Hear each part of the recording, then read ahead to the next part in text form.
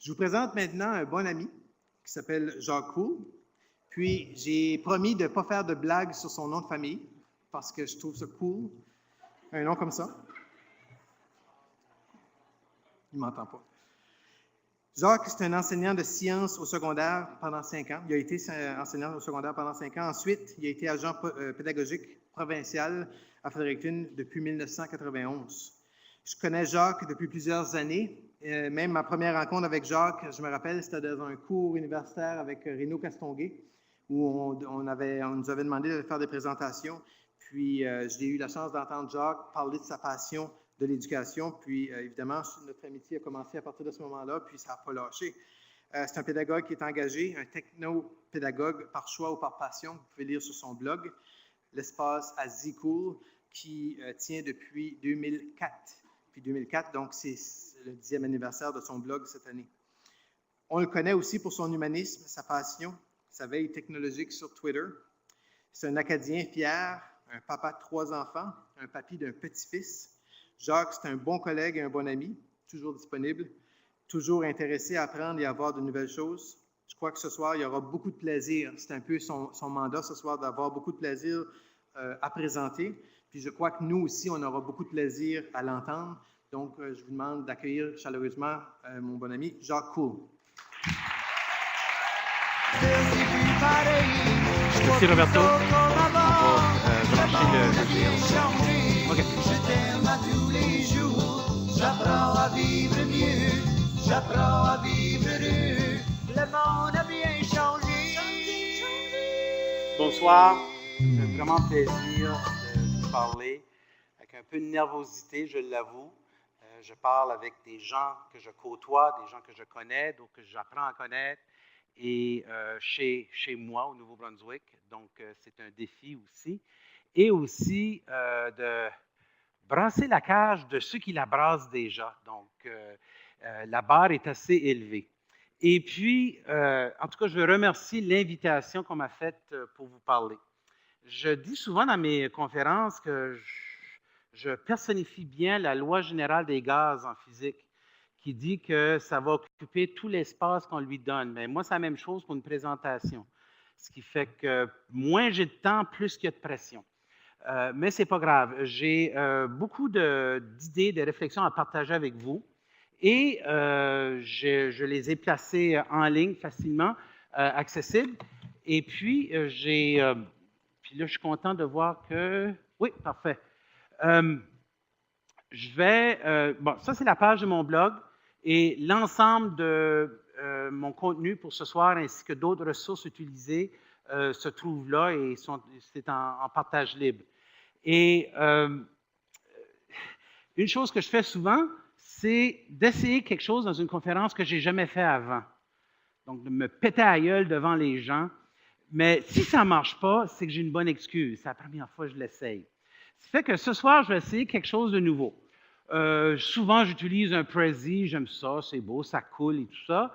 Et là, je suis revenu au bon vieux PowerPoint parce que le PowerPoint, je l'ai téléchargé sur un site qui s'appelle Prezify, P-R-E-S-E-F-Y, prezify.com. Et pour ceux qui le veulent, vous pouvez aller à cette page-là et en haut de la page, on vous demande d'identifier Enter the Channel Name. Et là, vous tapez The Cool, mon pseudo Twitter, Z-E-C-O-O-L. Et si vous faites ça, vous devriez voir quelque chose comme ceci. OK? Et puis, je vais aller en mode... donc, c'est ça, c'est en haut ici, vous tapez le nom. Vous devriez voir la même chose que qu'est-ce que j'ai là. Et je vais juste aller en mode écran, comme ça. Et, vous savez, à la maison, il y a toujours des chicanes hein, pour la télécommande. C'est moi qui l'ai, la télécommande. Donc, avec mon iPhone, on va commencer la session. Et c'est de cette façon-là que je vais pouvoir défiler. Donc, si tout fonctionne bien, la diapo devrait changer sur votre écran en même temps que je pèse ici. Donc, c'est une bébelle. J'ai un plan B.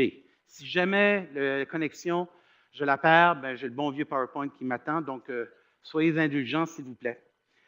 Bon, m'adresser à des gens sur un sujet qui nous passionne tous, puis de voir les élèves qui sont là, de voir toutes sortes de gens qui occupent différentes fonctions dans le système d'éducation et même à l'extérieur. C'est un défi en soi, comme je le disais au début. Et j'essayais de dégager, je vais leur parler de quoi? C'est certain qu'on ne veut pas tomber dans la bebelle. Cet après-midi, en entrevue à Radio-Canada avec Martine Blanchard, j'ai voulu insister que peut-être les premières années des événements clairs 2010, c'était perçu comme l'événement techno-branché des écoles. Alors que, je pense que vous conviendrez avec moi qu'on parle beaucoup plus de pédagogie.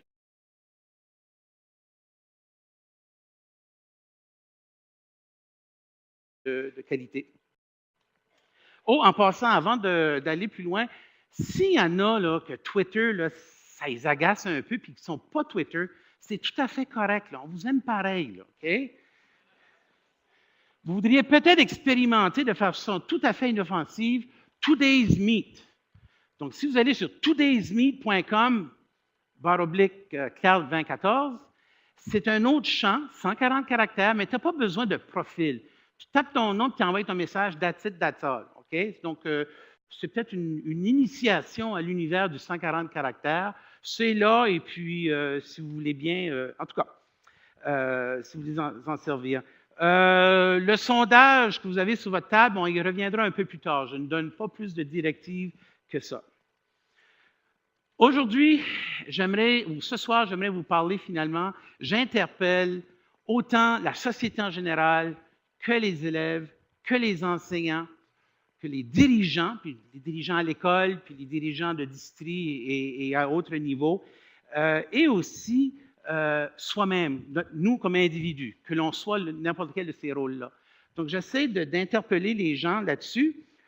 Et en montant ma présentation, j'ai comme 3 grandes idées qui se sont dégagées.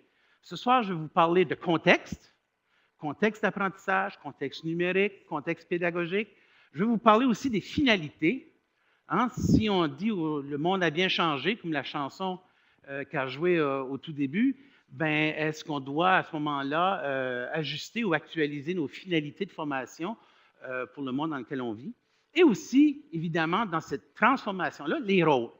Le rôle de l'élève, le rôle de l'enseignant majeur et aussi des autres leaders du système. C'est un peu ça les 3 grandes idées.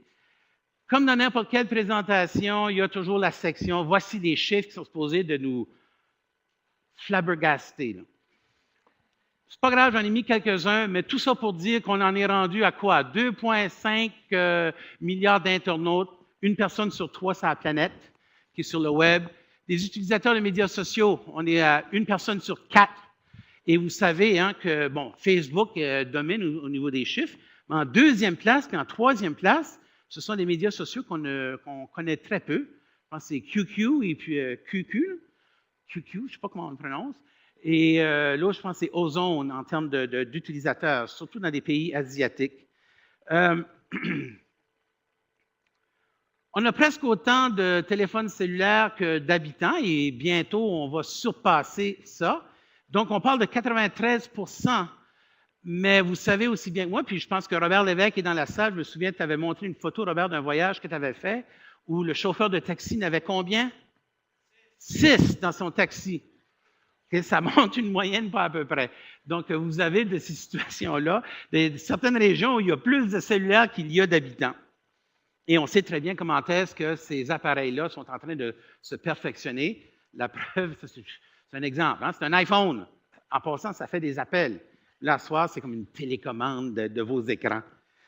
Ah, le sentiment de contrôle. Écoutez, on vit, puis là, j'apprends rien à personne, on vit des moments avec des tendances sociétales majeures. Hein, la boîte téléphonique, je suppose vous en souvenez, le clip d'Elvis Gratton en béquille qui essaie de faire un appel dans une cabine téléphonique.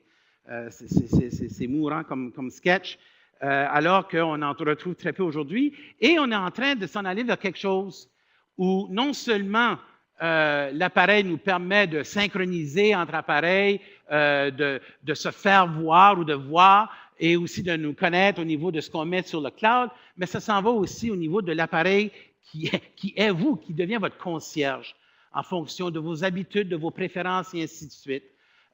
C'est majeur comme mouvance sociétale. il y a aussi des enjeux qui sont reliés à ça, qu'on pourrait facilement élaborer longtemps dessus.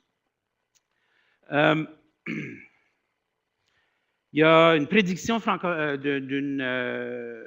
journal, je pense que c'est de France, qui dit « Voici les 10 réseaux sociaux qui vont faire du bruit en 2014. » Si vous ne connaissez pas ce que ça représente, ces petits dessins, demandez-leur à eux autres. Hein? C'est quoi le premier en haut à gauche? Là? Bon, OK, c'est ça que ça lâche, Snapchat. Et puis, il y en a d'autres, que ce soit Vine et ainsi de suite. Ils sont émergents, ils sont très populaires. Vous savez très bien que les jeunes délaissent un peu plus Facebook. Ma tante est là, mamie est là, puis papy, lui, est sur Instagram.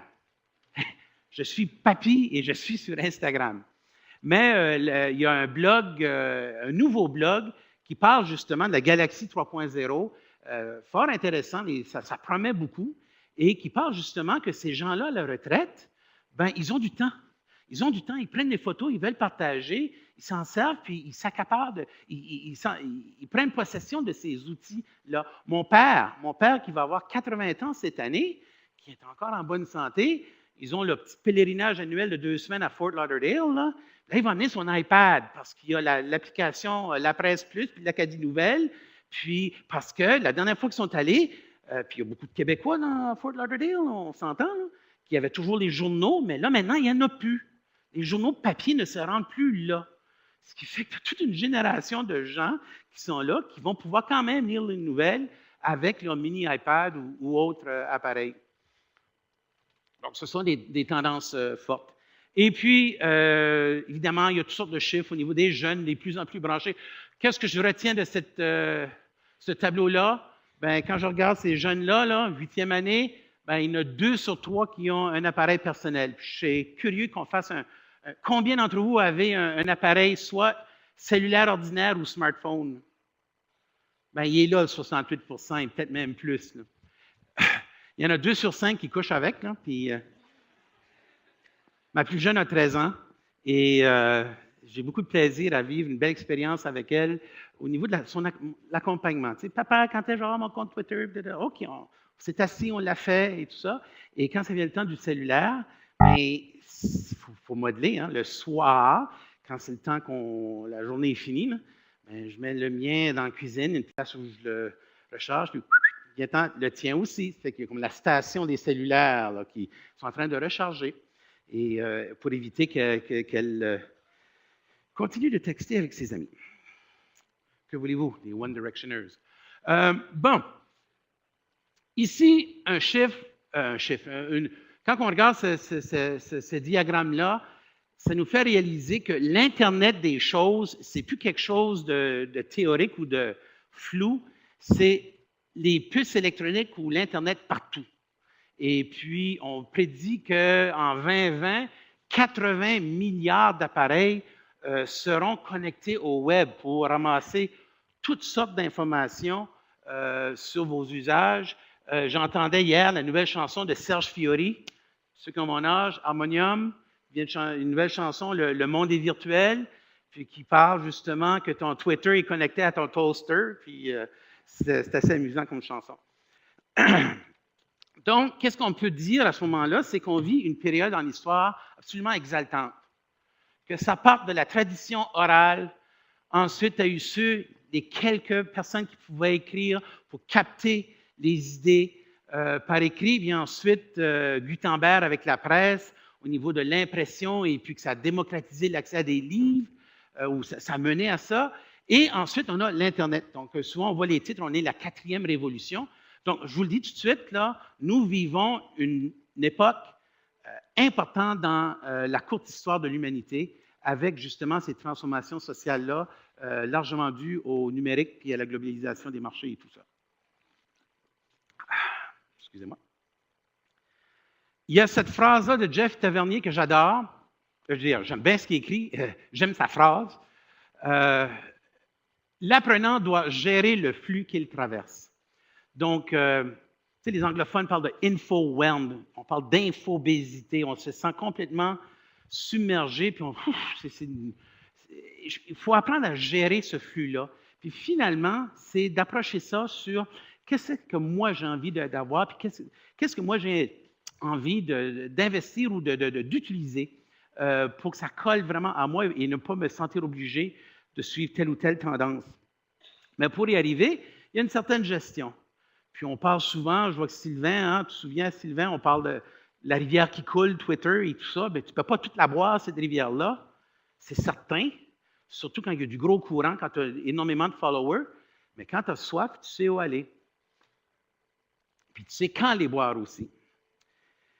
Cette phrase ici de Harold Jarche du Nouveau-Brunswick, qui vient de Sackville, une personne qui écrit beaucoup de choses sur comment est-ce que les organisations, les entreprises, les ministères, tout ça, là, ce qui vient après l'école, sont appelés à être transformés de façon majeure. Hein? Au lieu d'avoir des hiérarchies, on va être beaucoup plus réseautés pour qu'il y ait justement ces partages d'informations lorsqu'on a à travailler sur quelque chose en commun. Et aussi, il va jusqu'à dire que l'apprentissage en réseau, ce qu'on fait beaucoup de façon formelle ou informelle, formelle, je sais qu'il y en a de vous qui suivez un cours en ligne, par exemple, bien, ça va mener à la prise de décision en réseau. La prise de décision en réseau. Donc, ça peut rendre, en tout cas, ça vient brasser les murs du temple, je pense. Celle-là, je l'aime beaucoup.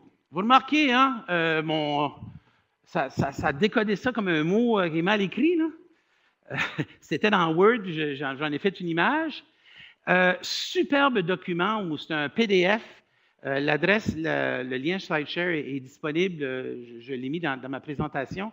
Et les Français il y a un groupe de Français qui ont décidé d'imaginer quels seraient les 80 métiers de demain en fonction de tout ce qu'ils voient de mouvance puis de besoins. Puis, je regarde juste le deuxième, agriculteur.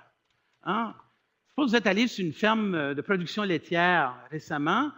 C'est des gens qui sont très branchés, puis que le numérique et la technologie est essentiel pour leur travail. Et c'est dommage qu'on a perdu, on n'a plus le compte Twitter. Il y avait un monsieur qui avait des vaches en Ontario. Chacune de ces vaches avait son propre compte Twitter. C'est comme, je ne sais pas moi, Fleurette, là, OK? @Fleurette, là. Et il avait créé des algorithmes basés sur les données réelles de lait qui était extrait des vaches. Et ça joignait ça avec les données de météo pour la région. Puis ça générait des tweets. « Hey, j'aime ça quand il mouille, j'en ai donné 5,2 litres. » Tu sais, genre, là, tu sais. J'ai trouvé ça fort amusant. J'ai beaucoup appris, justement, sur les conditions optimales pour la production laitière. Bon. Donc, vous avez vu tous les bizarres de noms qu'il y avait. Ça, c'est, si vous voulez bien, sur les plus multitâches d'entre vous, si vous êtes capable d'aller chercher ce document-là, pour chacun de ces 80 métiers-là, on en donne la définition de qu'est-ce que ça fait, qu'est-ce que ça mange en hiver. Et si vous êtes capable d'en partager sur le fil Twitter, là, j'en avais peut-être 22, puis il y en a 80 au total, puis dire qu'est-ce que c'est, hein, un agriculteur ou autre. Et aussi, donc le lien, il est là. Donc, si vous ne l'avez pas, ouais, c'est vrai. C'est pas évident de les chercher. Bien, vous avez juste dans un engin de recherche 80 métiers de demain, puis ça vous amène là. C'est sur SlideShare. Et puis, si c'est possible, ceux qui pourront aller jusqu'au bout, ce qui serait intéressant, c'est de prendre un exemple de ces métiers-là qui n'existent pas aujourd'hui, mais qui s'en vient, puis dire, bien, pour être agriculteur, il faudra savoir, Là, ça commence à faire un lien avec ce qu'on s'en va avec ma présentation. Hein? Qu'est-ce que c'est que j'aurais besoin comme compétence, comme bagage, comme connaissance pour être agriculteur? Donc, si on envoie 2 ou 3 de ces exemples, tant mieux. De toute façon, le document en soi est bien rempli. Vous pourrez consulter un peu plus tard. Mais c'est intéressant que vous contribuiez quelques tweets qui pourraient nous décrire quelques métiers et quelles sont les compétences nécessaires pour pouvoir y arriver. J'aimerais maintenant vous parler des compétences numériques. On parle de littératie numérique.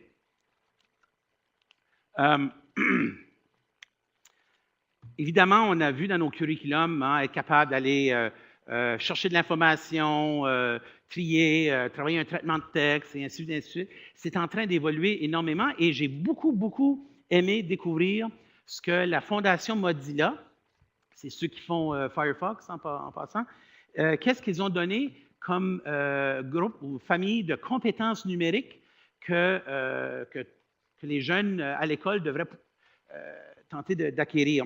Et on parle d'explorer, de créer et de collaborer. Quand on dit explorer, bon, il y en a 4 ou 5, puis chacune d'eux se subdivise plus spécifiquement. Ben moi, j'ai beaucoup aimé lire. Bon, évaluer avec esprit critique les informations trouvées sur le web. Et si je ne me trompe pas, je ne sais pas si on va l'avoir encore cette année, mais l'an passé, dans une des visites de classe, tu avais un élève dans son projet d'anglais, je crois, puis qui nous éduquait, nous, les adultes, sur qu'est-ce qu'il faut faire lorsqu'on veut mettre une image dans une présentation, puis aller vérifier les droits, puis s'assurer que c'est d'une source crédible et tout et tout. Puis il nous expliquait tout ça. Wow! Lui, il avait l'esprit critique il savait qu'est-ce qu'il devait faire pour pouvoir prendre avec confiance l'information et aussi les images pour l'intégrer dans son travail. Au niveau de créer, un de mes verbes préférés, pardon, celle que j'ai surlignée ici ou que j'ai mis en autre couleur, bien, je suis en train de faire exactement ça maintenant devant vous. Je suis en train de modifier des ressources en ligne existantes pour créer de nouvelles choses. Je suis en train de remixer. Hein? Ça n'a pas tout sorti de ma tête, ça. Ça vient de ce que j'ai pu aller chercher dans mon réseau, dans ce que d'autres ont présenté, d'autres collections de signets, des blogs et ainsi de suite. Et je suis capable de, wow, ça, ah oui, ça. Puis je me suis donné un système pour pouvoir les entreposer, mettre des étiquettes pour les trouver rapidement, notamment dans ma collection Digo.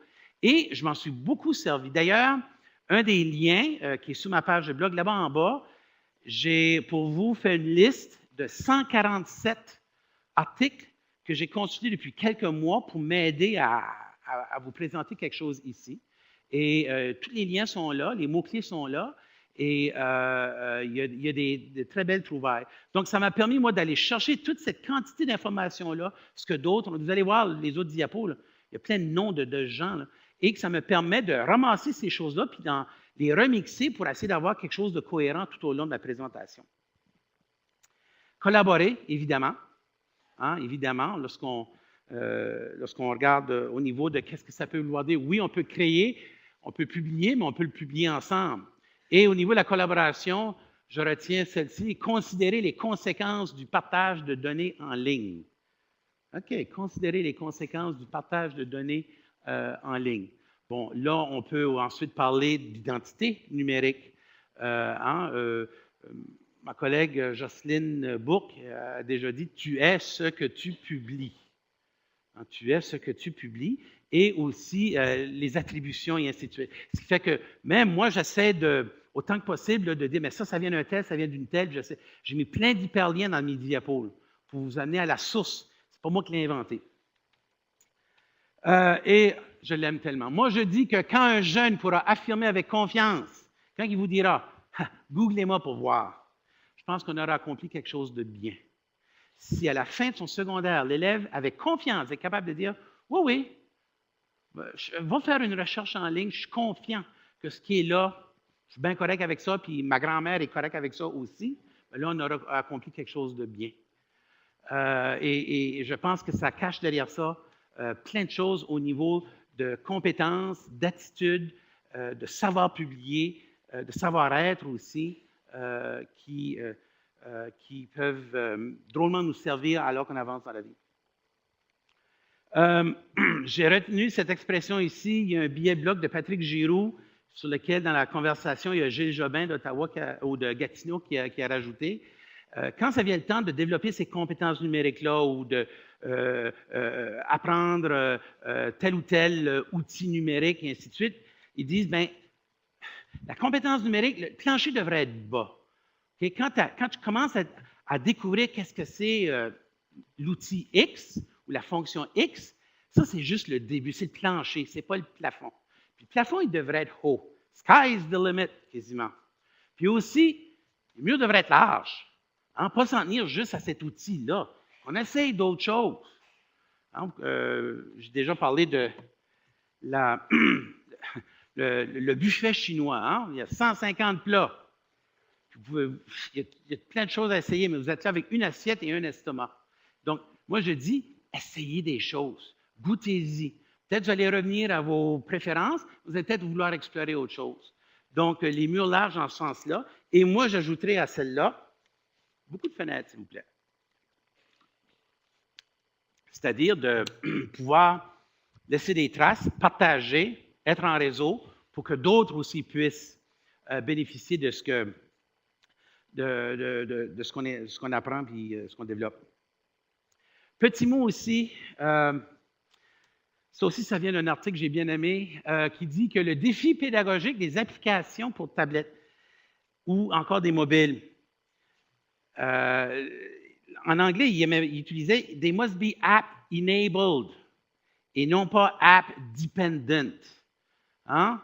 La clé d'une bonne app dans l'esprit des compétences numériques que je vous ai mentionnées, il faut que ça soit des apps leviers pour permettre de créer, de publier, pas juste de consommer, et non pas des apps de dépendance par rapport à un contenu fermé ou à des fonctionnalités fermées. Donc, ça peut être tout un débat, ça, mais je pense que les meilleures applications, pour bien des gens, c'est celles qui leur permettent une expression ou des explorations intéressantes. Pardon. Mais moi, je me pose une question. Dans une perspective de conscience planétaire par rapport au numérique, est-ce qu'on doit se battre pour des produits ou pour l'accessibilité par tous? Donc, ça aussi, c'est un autre beau débat, à savoir, est-ce qu'on doit tout aller Apple, tout aller Chromebook, tout aller telle ou telle chose, ou bien est-ce qu'on devrait avoir cette multiplicité? Et puis, à ce sujet-là, il y a un monsieur du Texas, Miguel Goulin. Je pense, Mario, on avait interagi sur le même billet, où il disait justement qu'un environnement d'apprentissage riche, ce n'est pas l'uniformité partout, la même chose pour tout le monde, mais bien une diversité illimitée. Hein? Le BYOD et ainsi de suite.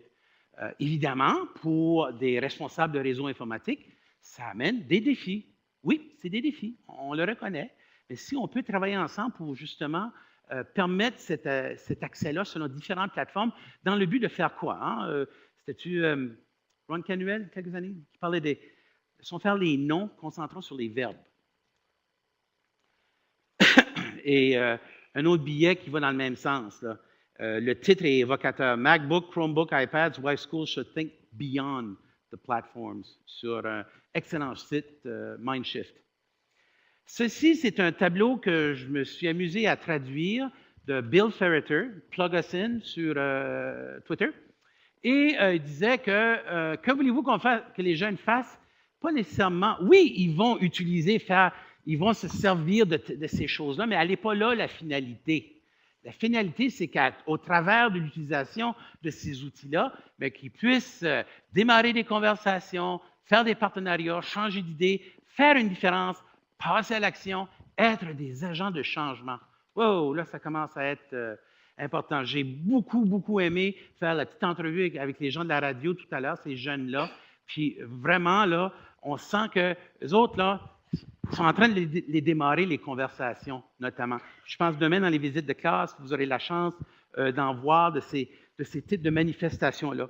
Puis finalement, c'est pour mener à quoi? Et moi, j'appelle ça le pouvoir d'agir. Le pouvoir d'agir, c'est pour moi la meilleure traduction de empowerment. Hein, on parle d'autonomisation. Moi, j'aime bien pouvoir d'agir, avoir le pouvoir de faire des choses avec ce que je sais et avec ce que je sais faire. Maintenant, dans cette notion-là, ça interpelle la créativité. Et puis là, c'est là que je dépose ça, que je sors d'ici. Et Sir Ken Robinson. Trois d'entre vous le connaissez. Si vous ne connaissez pas Sir Ken Robinson, vous allez avoir du plaisir à le connaître, qui parle beaucoup de créativité au niveau de l'école. Un Britannique avec son flegme et son sens de l'humour particulier. Et j'ai ici une capsule audio. Je vais vous faire écouter la première 1 minute 30. Évidemment, c'est un anglais. Ça dure 1 minute 30, mais son message par rapport à la créativité, je le trouve très spécial. Donc, où es-tu, Sir Ken? Ici. Voilà. I think the three things to say about how we can help people be more creative are these. Firstly, you have to be clear what we mean by creativity. If we want to promote it, we need to know what it is. And my definition is very straightforward. It's the process of having original ideas that have value. So it's a process. It's not an event, and it's a process we can help people understand. It's like literacy is not an event. It's a process. It's about original thinking, and it's about having ideas which, it's about having ideas which you feel are worthwhile. The question of value is very important when it comes to creativity, and of course it immediately raises the question, whose values do you have in mind? And that's exactly right. You have to clarify that too when you look at any given work. So you need to get the definition right, that's mine. Secondly, from a teaching point of view, one of the distinctions we made in all our futures is between teaching creatively and teaching for creativity. And by teaching creatively, I mean teachers themselves finding imaginative ways to engage the interests, enthusiasms, and curiosity of their students. Now, you can sit students down and say, here's what you need to learn. I'm going to tell you it right now. Let's save some time. Here it is.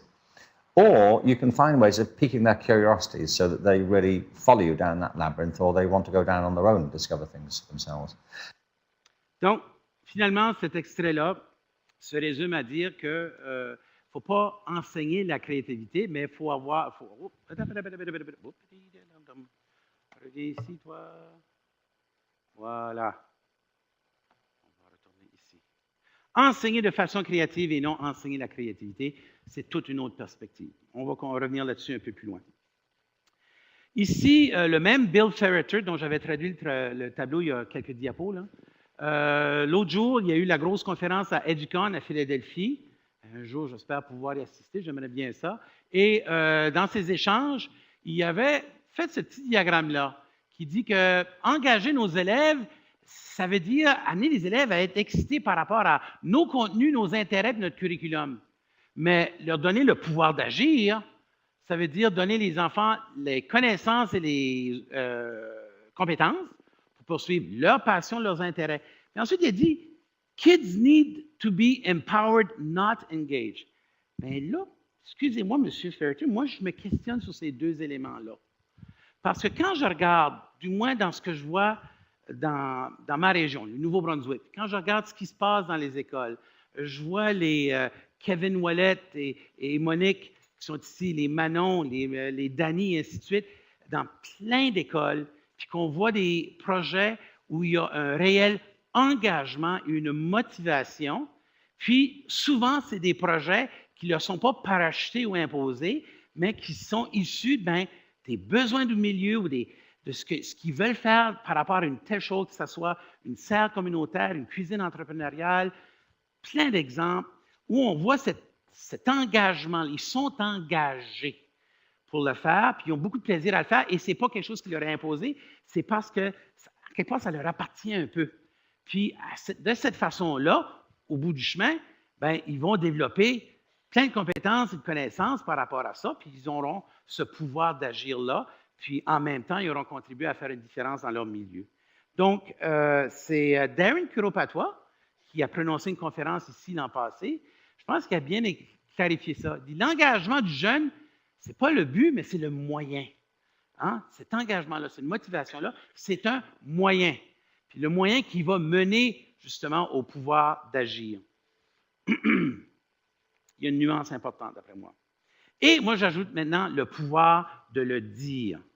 Nos programmes d'études parlent de savoir-faire, savoir-être, savoir. J'ai assez hâte de voir le savoir publié dans le monde qu'on vit dedans. Et je vais vous donner quelques exemples des jeunes qui savent le dire.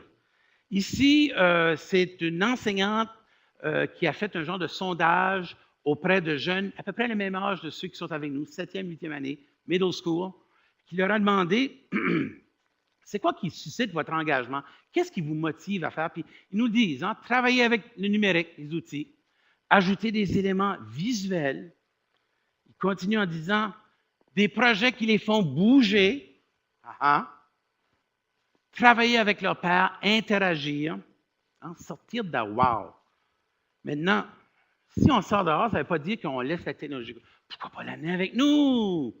Puis faire, je ne sais pas moi, toutes sortes de projets où est-ce que ça vient justement, soit par la cueillette de données ou par la prise de photos, ou ainsi de suite.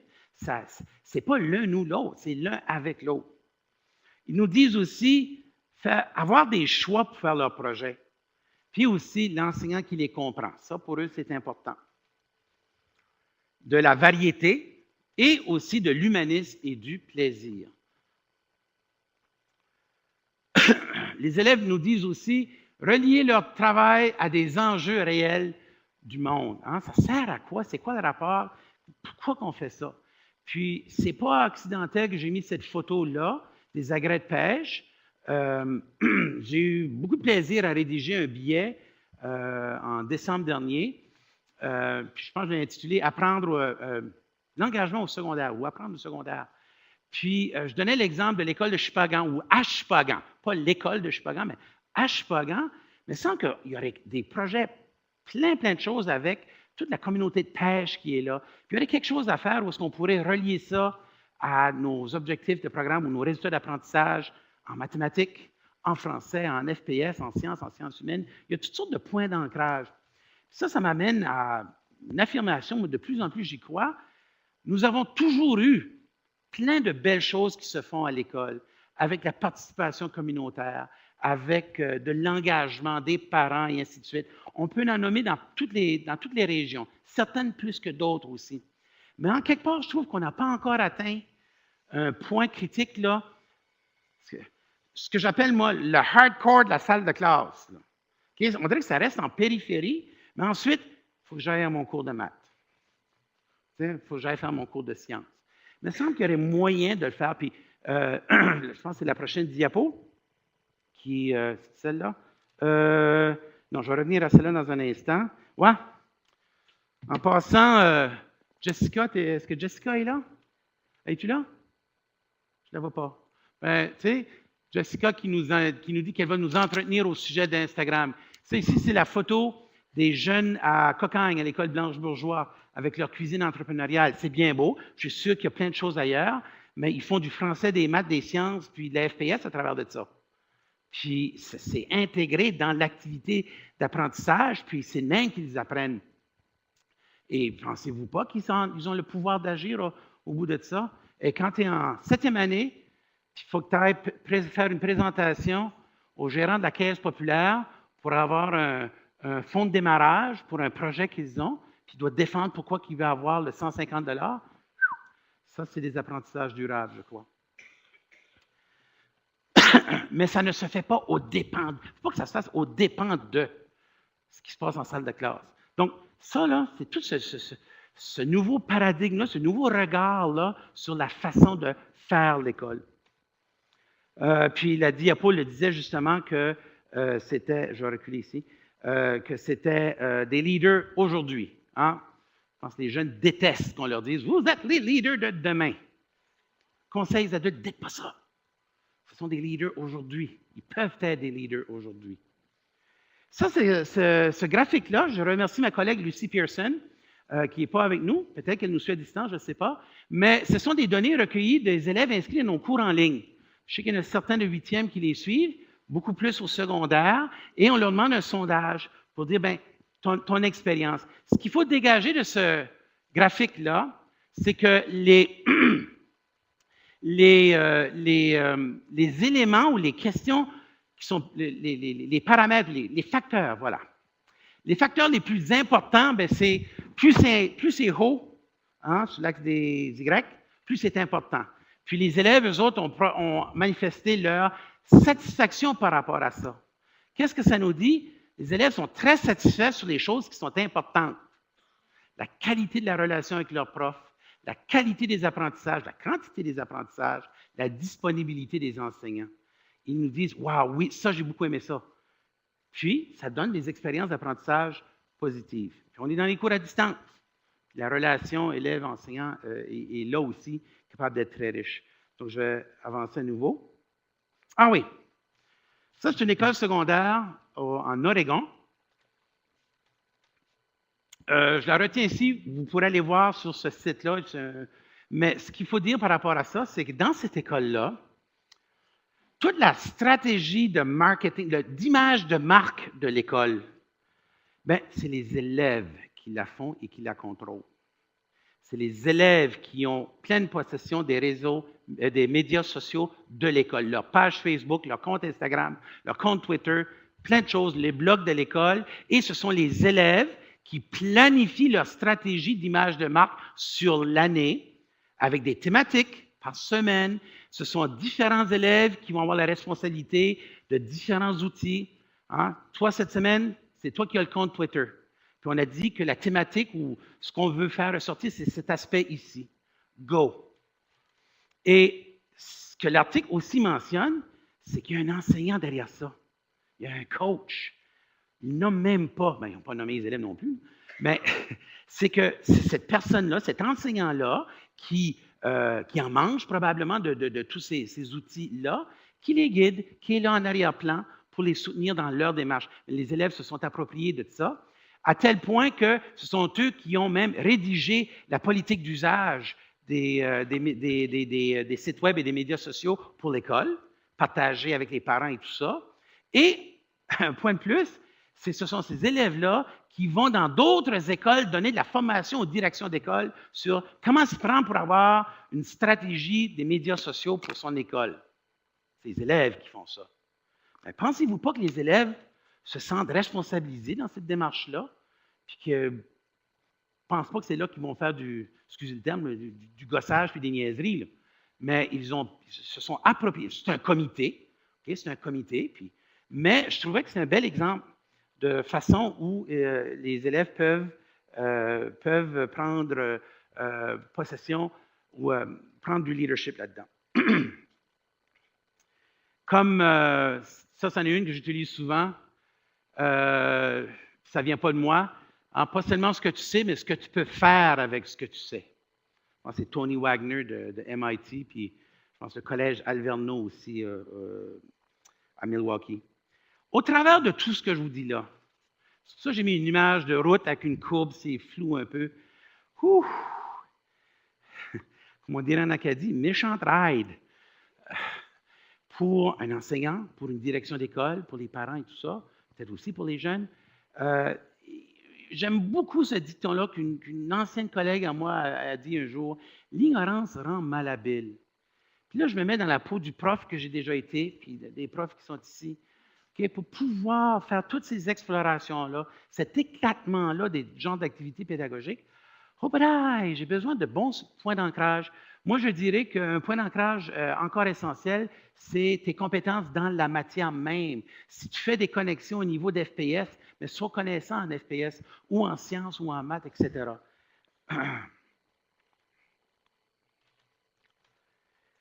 Parce que enseigner, c'est une science, mais c'est aussi un art.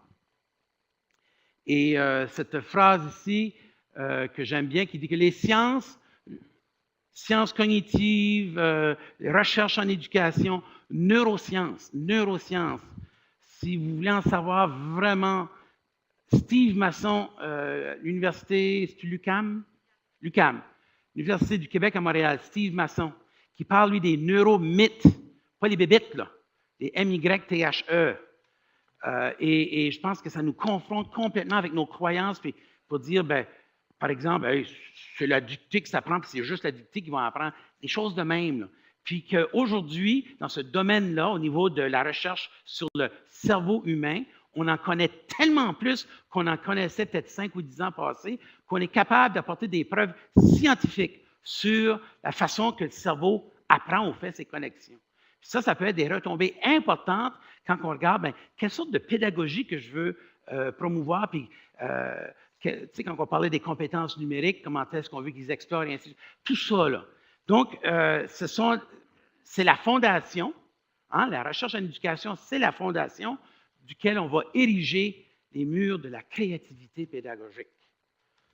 Ça, c'est mon petit côté poétique.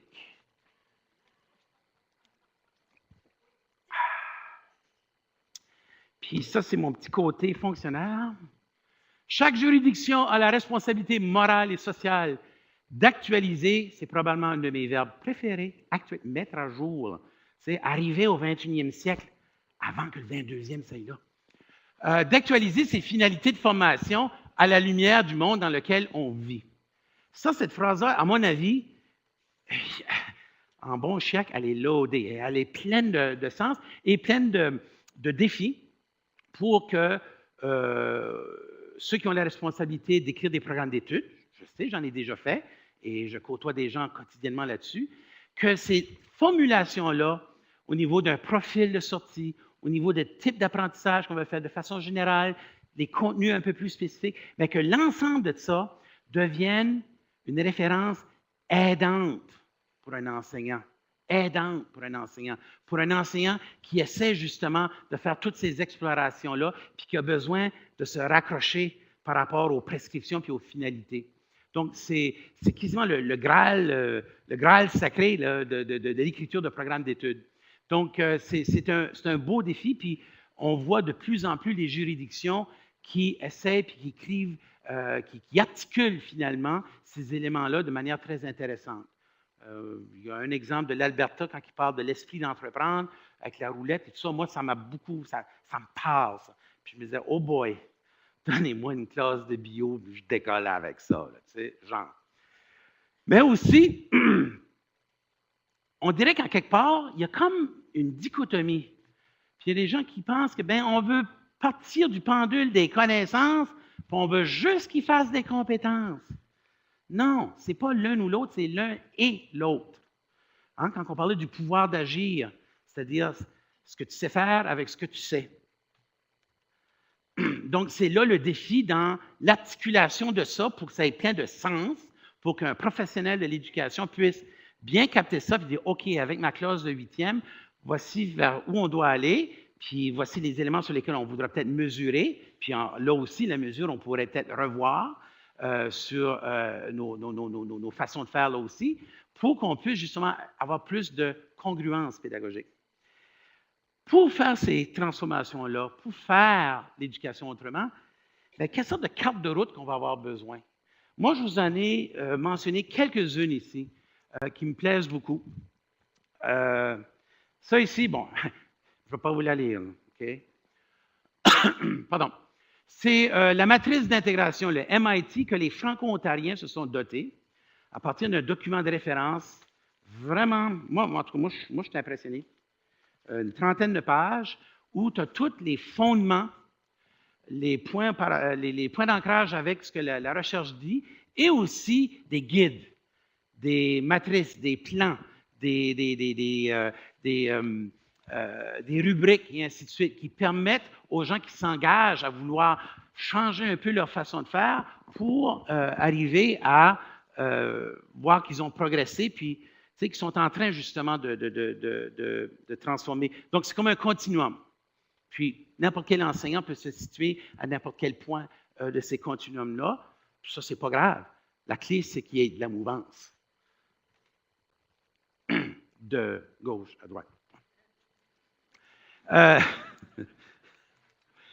SAMR, S-A-M-R, de plus en plus, hein, dans les technopédagogues dans la salle, c'est une référence de plus en plus courante. Il y a un peu la même chose, hein, une transformation. Ça ici, hein, quand l'expression, là, quand on utilise les belles bebelles pour juste substituer ça à une façon très traditionnelle de faire les choses. Ça, c'est comme prendre une diligence western puis mettre des fusées de la NASA sur les côtés. Là. C'est pas ça. On peut-tu regarder la diligence un peu? Et un continuum qui mène vers justement le genre de tâches que l'élève accomplit ou fait ou vit, qui était peut-être pas faisable avant qu'on ait justement ces outils et ce que François Guittet appelle ces affordances pédagogiques-là. Il y a le modèle TPAC. Ça ici, là, c'est pour vraiment ceux qui ont les spécialistes ou les gens dans la profession. C'est une référence où on intersecte les contenus, la pédagogie et les technologies pour essayer de voir ce point central-là, pour faire cette jonction-là. Bien, moi, j'aimerais peut-être la réviser, celle-là, parce que ce qu'on sait aujourd'hui au niveau de pédagogie, neurosciences, sciences cognitives et tout ça, l'apport de la recherche et ainsi de suite, les pratiques, les études, Carcenti et autres, et aussi ce qu'on voit comme potentiel que le numérique peut nous procurer, bien, ça fait élargir justement ça. Les contenus sont encore là. Les contenus ne sont pas là. Ils sont là, à la paume de votre main. Donc, ce n'est pas les savoirs qui ont nécessairement changé, c'est notre relation au savoir qui a changé. Ça, c'est un tableau, ça vient de moi. Là, où à un moment donné, j'avais fait une adaptation de trucs que j'avais trouvés en anglais, et d'éducation 3.0. Puis, je pense que bien la majorité, là, moi, je vois, là, du moins ce que moi, j'ai pu voir, on est dans le 2. Là, OK? On transfère ça vers des technologies plus ouvertes, plus grande collaboration. L'élève passe de passif à actif, prise de possession du processus, l'élève s'engage et ainsi de suite. L'enseignant qui est un guide puis une source de connaissance. Mais moi, j'aimerais ça pousser un peu plus loin. Où est-ce que pour le rôle de l'enseignant, ce qui est encerclé, c'est chef d'orchestre. Ce n'est pas l'enseignant qui fait musique, mais c'est l'enseignant qui dirige. Et c'est-tu pas ici où que Ron Canuel nous avait montré cette vidéo-là du jeune chef d'orchestre du Venezuela? Puis il avait comparé ça avec l'autre chef d'orchestre, un peu plus sévère, puis il était très mécanique, puis très rigoureux. Ça a l'air que les musiciens n'aimaient pas trop jouer pour lui. Là. L'autre, là, faisait le même. Là. Un petit peu comme dans Bugs Bunny. Là. Et la musique était jouée par les élèves. Donc, ça nous amène vraiment à tout un autre référentiel. Hein? Les élèves qui sont co-créateurs de contenu. Pourquoi pas?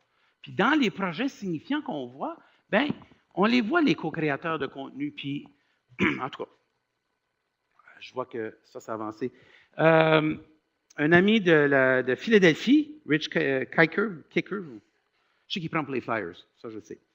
Il a dit, il faut arrêter, c'est pas du 1-1, tu sais, on parle des projets des portables 1-1, un portable, un élève. Non, c'est un monde.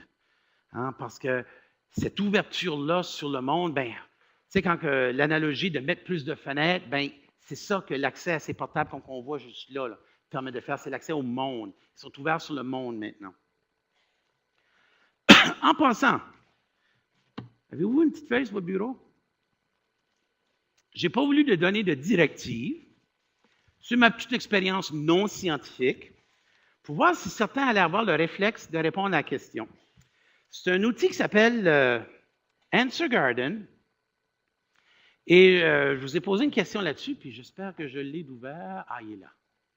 Puis là, je vais faire refresh. Un instant, s'il vous plaît. Ah, yay! Donc, moi, je vous ai posé la question, quel sera le facteur dominant en technopédagogie au cours de cette année, l'année prochaine? Et vous pouvez juste répondre avec 20 caractères, comme un mot. Ce que ça fait, c'est réponse illimitée, ça fait un nuage de mots. Donc, plus le mot est gros, plus il y a de gens qui ont répondu. Puis moi, je pense que si je passe au-dessus, OK, 4 fois, 3 fois, 2 fois, Donc, la salle ici dit, puis je ne pense pas que Bernard de Rome pourrait dire que si la tendance se maintient, parce que le nombre est peu élevé, dit que c'est la collaboration, les médias sociaux, les iPads, la formation, les appareils mobiles, les tablettes, les médias sociaux. Ah, mais tiens, il n'y avait pas d'accent. Ah, c'est pour ça qu'il est séparé. L'innovation, les pédagogues et tout ça, l'humain. Donc, c'était juste pour voir si... et ça, les codes QR, bon, c'est un outil, non? Mais moi, je le trouve de plus en plus intéressant.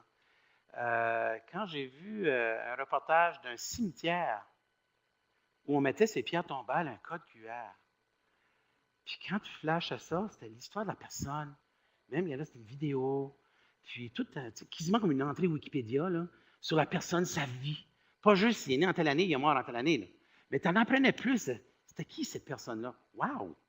Puis la même chose quand tu vas dans une serre d'horticulture, puis tu veux savoir les fines herbes, puis une amie qui est partie du bureau à qui on a fait ce cadeau-là, et on a fait un qui a fait du thym, le romarin, sauce, puis on avait mis le petit code QR, puis quand elle prenait son iPhone, parce qu'elle est très, très iPhone, là, ça amenait une recette avec du thym, une recette avec du romarin. En tout cas, des petits exemples amusants comme ça. Je trouve que le code QR a un beau potentiel. Bon. Ça, c'était la petite intermission. On avance. Bon, dans cette optique-là, prenons un moment, parlons de Twitter. Si vous êtes sur Twitter et vous ne suivez pas Georges Couros, il y a comme un chaînon manquant. Par rapport à Twitter, pas par rapport à vous. C'est que Georges Couros, c'est un monsieur en Alberta que je considère comme un des top au niveau de la réflexion pédagogique, puis de l'accompagnement par beaucoup de développement professionnel et ainsi de suite. Ces idées, moi, j'adhère énormément, il m'inspire énormément. Ah, ça va-tu, regarde, je m'amusais. C'est que moi, quand on m'attache les mains, je deviens muet, excusez-moi. Mais dans un de ses billets, il disait, bien, comment est-ce que Twitter pourrait, qu'il y ait des suggestions pour les dirigeants, les directions d'école et autres. Je pense au Chris Kennedy, qui est DG du Vancouver School Board et tout ça. Il dit que ça permet de poser des questions à votre réseau, partager des stratégies d'innovation, ça continue. Appuyez vos collègues d'ici et d'ailleurs. C'est l'exemple de Nancy qui est dans la salle, qui nous partage un texte de Justin Tart. Et aussi, rien qui empêche de parler un peu de soi. Juste assez. Juste assez pour dire que c'est quand même un être humain derrière ça. Puis, ceux qui me suivent sur Twitter, peut-être vous savez que j'aime bien les Canadiens de Montréal. Tu sais, puis, j'aime bien les sentiers de ma ville parce que je mets des photos sur Instagram. Puis, par contre, ce que j'ai fait vendredi soir passé, c'est pas de vos mots, cette affaire. En tout cas, ça, c'est le juste assez. Finalement, pourquoi j'ai mis ça, c'est que je reprends là aussi quelqu'un d'autre qui a dit, c'est encore Georges Couros dans ce cas-ci, l'isolement est un choix que fait l'éducateur aujourd'hui. Donc, l'isolement professionnel, d'essayer de rester, essayer de faire ça tout seul. Essayez pas de faire ça tout seul, vous allez vous péter la gueule. C'est là où est-ce que les réseaux, les communautés de pratique ont tout leur sens. On a les CAP, on a les regroupements en ligne et virtuels. C'est un apport essentiel pour votre croissance professionnelle. Et dans cette optique-là, si on veut les mettre en réseau et tout ça, bien, il y a aussi une question d'accessibilité. Et bien souvent, des fois la discussion tombe, c'est « oui, mais… » Réseau est fermé, réseau est bloqué, je n'ai pas accès. Je suis persuadé et je maintiens qu'il faut travailler ensemble avec les gens des services informatiques. Incontournable. On a besoin d'apprendre d'eux, mais ils ont aussi besoin d'apprendre des pédagogues. Ça se fait dans les deux sens. Et je pense qu'ensemble, on pourra paramétrer ou configurer ou faire croître les réseaux accessibles d'une manière intelligente, responsable, sécuritaire. Pour qu'une fois qu'on a cette croissance-là, que les professionnels, les gens, les apprenants puissent justement en bénéficier d'une manière positive. Et là-dessus, il y a deux liens. Un qui décrit 10 compétences des leaders technologiques, les responsables, les Jocelyn Nadeau de ce monde. Et aussi, dans quelle perspective? Mais, peut-être qu'il y en a qui connaissent les 21 recommandations de Terry Carcenti. Et elles sont assez… elles sont punchées. Et ça rejoint justement toute cette façon nouvelle de regarder comment est-ce qu'on fait l'école. Comme je viens de dire, l'un ne se fait pas sans l'autre. Levez la main ceux qui ont déjà vu cette vidéo du gars qui danse tout seul. OK. Me pardonnerez-vous si je la fais jouer de nouveau? OK. Ah, je l'aime, cette vidéo-là. Mauvaise qualité, puis le son n'est pas le diable non plus. Mais, ça, c'est un festival d'été qu'on va voir. Puis un gars qui danse tout seul. Une espèce de nono, là, OK? Ici, puis, regardez ça d'un point de vue métaphorique. C'est-à-dire, comment est-ce que je peux lier ça entre moi, dans mon école, holy gee, j'ai des idées, puis wow, on devrait faire différent, puis, tu sais, je me sens tout seul, puis y a-t-il pas moyen qu'on peut, sais, créer du momentum pour arriver à faire de quoi? Dans cette perspective-là que je viens de vous dire, regardez cette vidéo ici.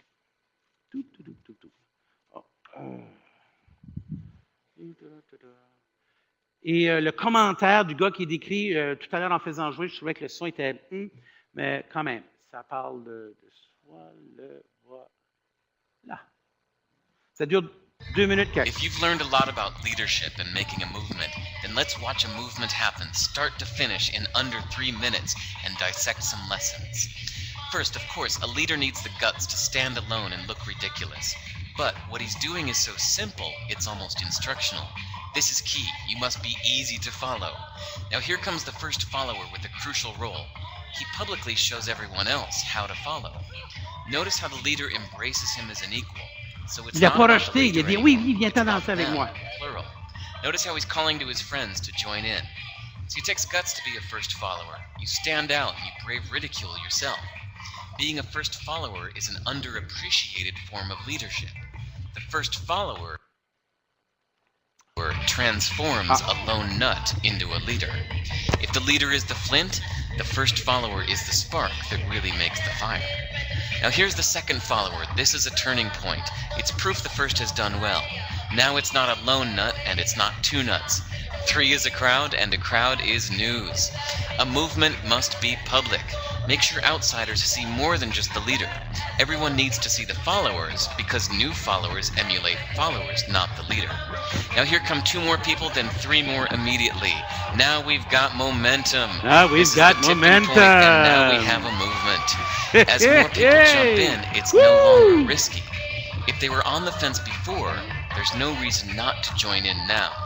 They won't stand out, they won't be ridiculed, and they will be part of the in crowd if they hurry. And over the next minute, you'll see the rest who prefer to stay part of the crowd, because eventually they'd be ridiculed for not joining. And ladies and gentlemen, that is how a movement is made. So let's recap what we've learned.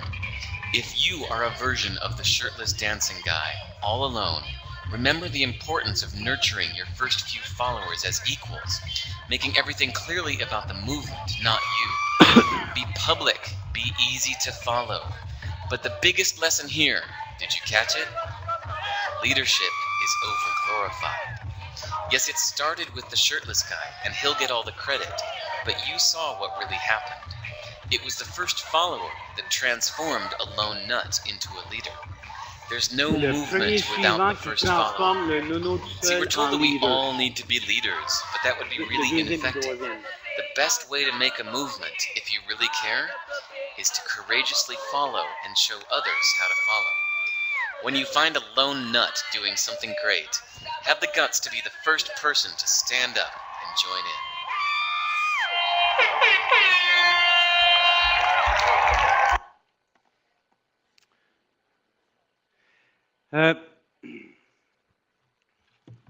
Puis, moi, je me permets, puisque j'ai le micro, là, j'ai la liberté, là, ben, en les années 2000, il y avait un lone nut qui s'appelait Roberto Gauvin. Hein?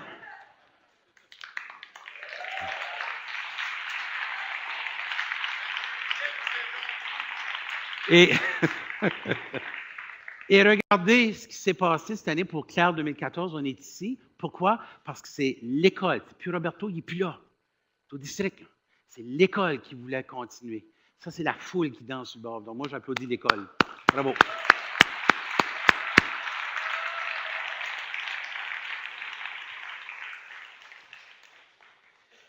Au travers de toutes ces choses-là, ces manifestations-là, ces expériences d'apprentissage-là et ainsi de suite, moi, je fais un appel aux enseignants, aux dirigeants aussi. Laissez des traces de vos expériences. Ces outils numériques dont on parle, puis dont on voit ici, puis dont est la thématique de fond, la toile de fond de notre rencontre ici à Claire, moi, je pense qu'il y a encore tellement de place pour apprendre sur cette toile-là, francophone aussi, surtout. Hein, pour nos amis québécois, vous savez qu'au Nouveau-Brunswick, puis je pense à la même chose en Ontario, en éducation, nous avons une double mission.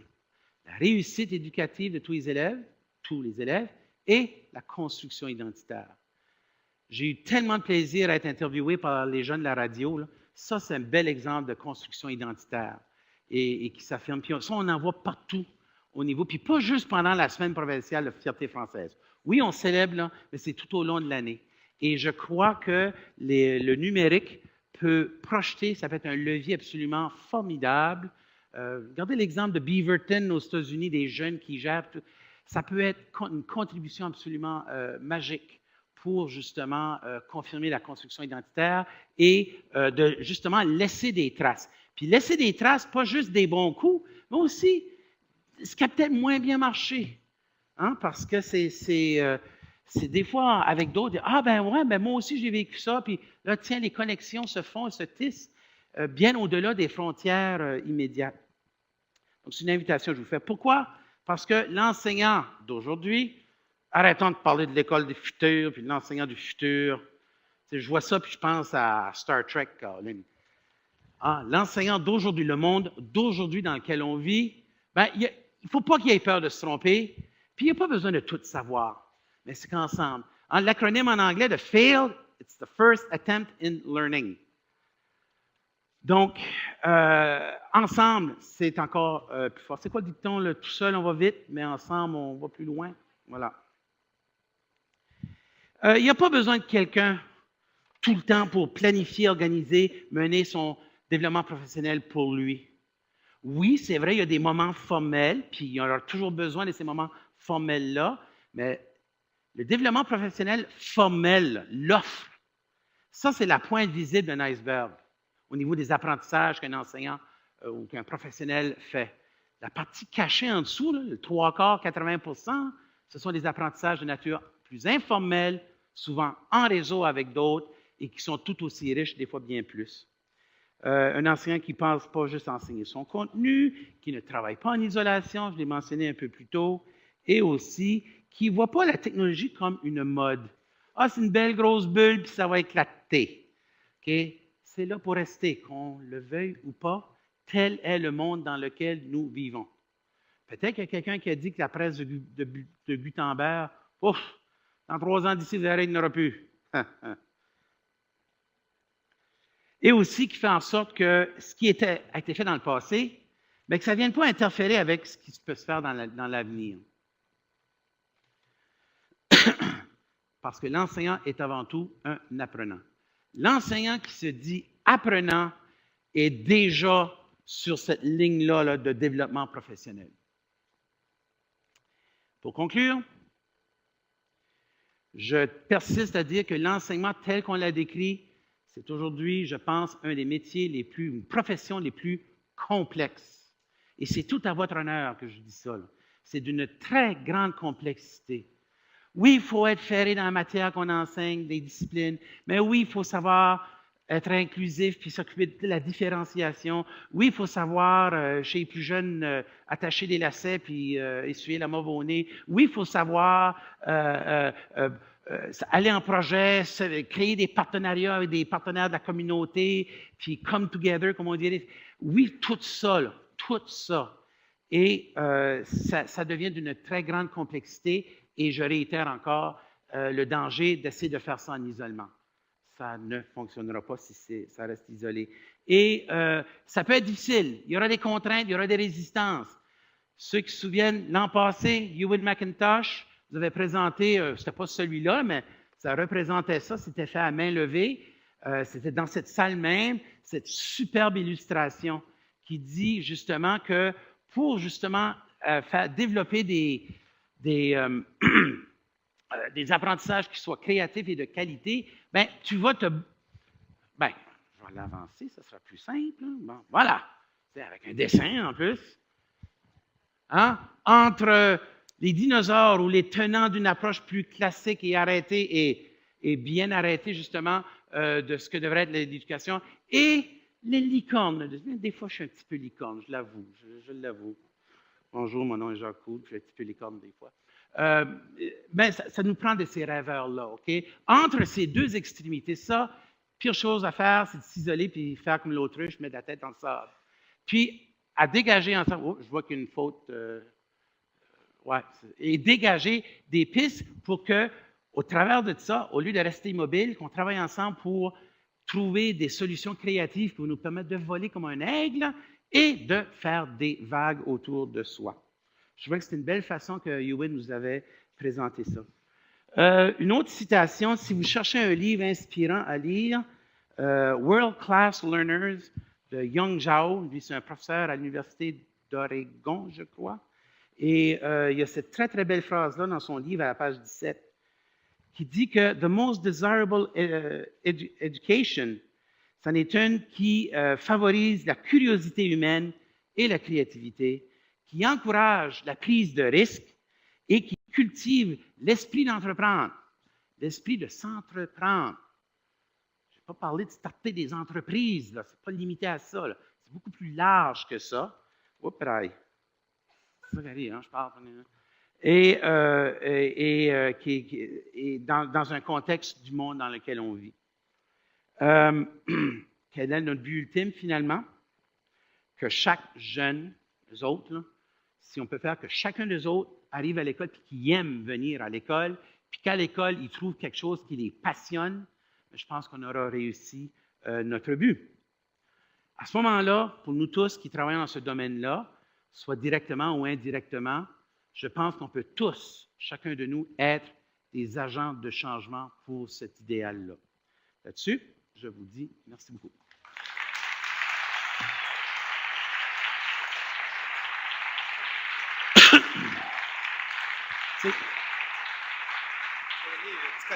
Ah, pas donner mon rhume.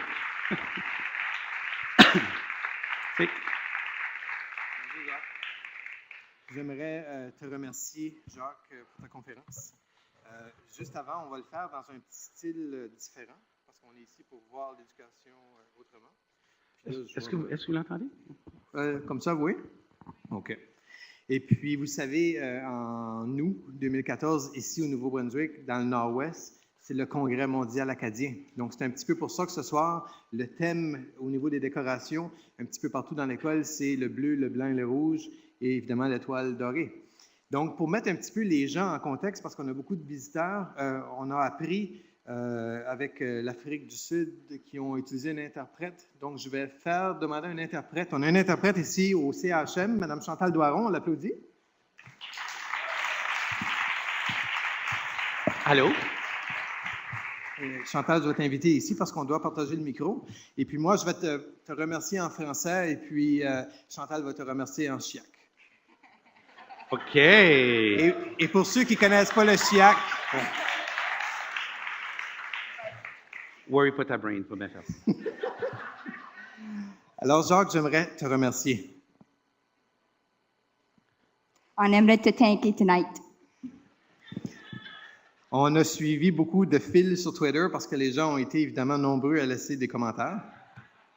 On t'a followé sur Twitter, puis on a vu plein de comments. Par exemple, Comme. l'enseignement devient une des professions les plus complexes qui existent. J'ai parké mon cœur dans le sidewalk. C'est le sidewalk. That's right. OK. L'enseignant est avant tout un apprenant. L'enseignant est un learner. Annie Côté nous dit sur Twitter, bravo et merci au CHM et à Claire pour votre accueil. Bravo puis thanks au CHM pour le awesome welcome. Denis Soucy, le président du Conseil des élèves, a marqué très impressionnant. Même nous, les élèves, nous sommes épatés de cette présentation. Le président de l'école dit que c'est right impressive. Qu'est-ce que tu as fait aujourd'hui? Thanks. Cool. Nancy Brousseau, tu demandais si elle était dans la salle, elle est arrivée. Oui. Puis elle a écrit « Aujourd'hui, l'isolement, c'est un choix que fait l'éducateur. » Today, c'est right le choix que les learners puis les teachers font. C'est ça. Mais ils pourront figure out par exemple. Ouais, pour figure out les nouvelles choses. Et je termine avec Brandon, un élève à l'école ici. Il dit cool, ta présentation est très intéressante. Les élèves sont très intéressés. Dis cool, ta présentation sur la big screen, c'était right cool à watcher, puis c'était right interesting. Merci beaucoup, Madame Chantal Doiron. Merci. Merci. Merci beaucoup, Chantal. Et au nom du comité de programmation, et il n'y a aucun conflit d'intérêt ici, même si tu es sur le comité de programmation, on aimerait t'offrir un cadeau pour nous montrer notre appréciation envers ta conférence. Je crois que les gens ont bien aimé. Et puis, je vais revenir dans un instant pour parler un petit peu du reste de la soirée. Mais je pense que la conversation commence à peine. Et puis, je crois que tu as mis la table pour justement qu'on ait un beau et bon colloque. Et puis, au nom de tous les gens, les participants, évidemment, je veux dire merci.